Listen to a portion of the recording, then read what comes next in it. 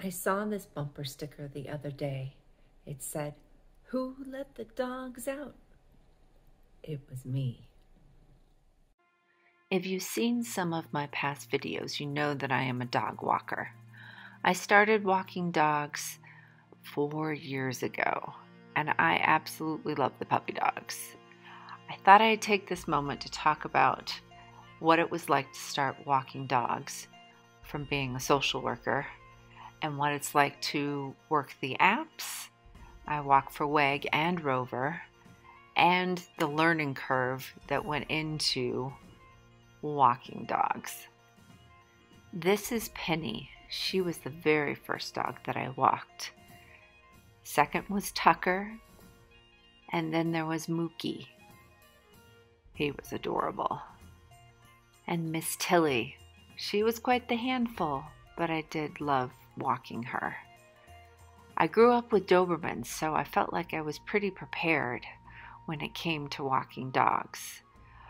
There was a huge learning curve that I had not realized.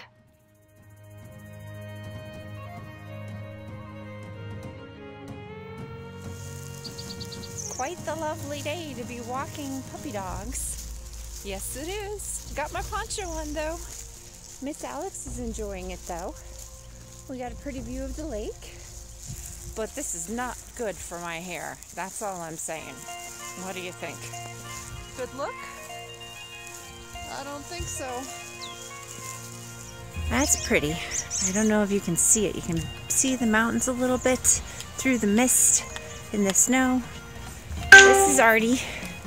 Artie was afraid of the poncho, so I had to take the poncho off to get him to come out of the house. Huh, Artie? You were a little bit skittish. Just a little bit skittish. But you're a sweet boy. Yes, you are. Walking 2 dogs at once was the biggest learning curve. It's like, oh, you're going to pee on him? Really? This is Tex and Orion. They cracked me up. Tex liked to chew on my leash. At first I thought it was really funny, until he broke my leash by chewing on it, and we had to walk by holding him by his collar on the way home.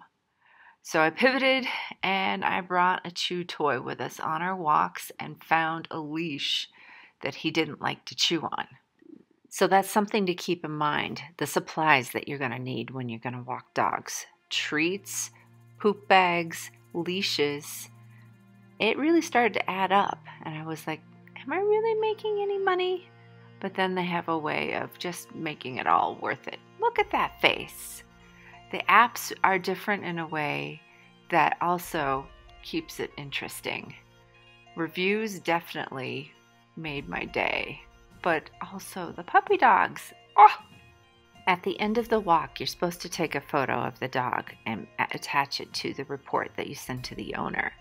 Before I discovered treats, these were a few of the pictures that I would get. They didn't quite go so well, so I decided maybe on the walk.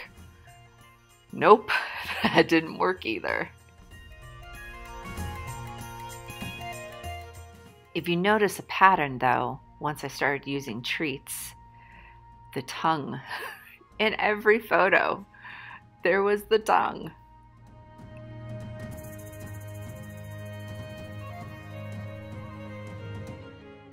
Part of what I love about dog walking is the things you get to see on the way. Every day there is something out there that just makes me smile. And you're out in nature and it's just wonderful.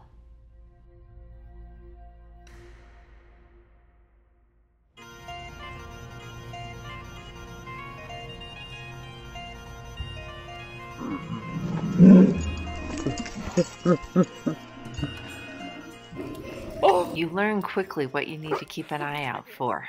Different decorations. Oh my gosh, and bunnies. Hang on to your hats if your dog sees a bunny.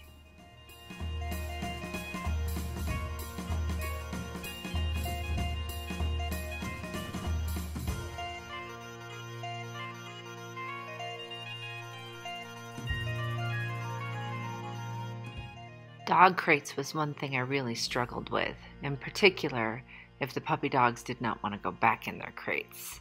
They would just look at me and go, I don't think so. Some would even go and hide. You can't see me.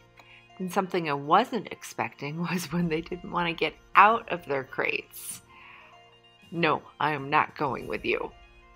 Crazy. Oh, and the cone of shame. That was quite the adventure.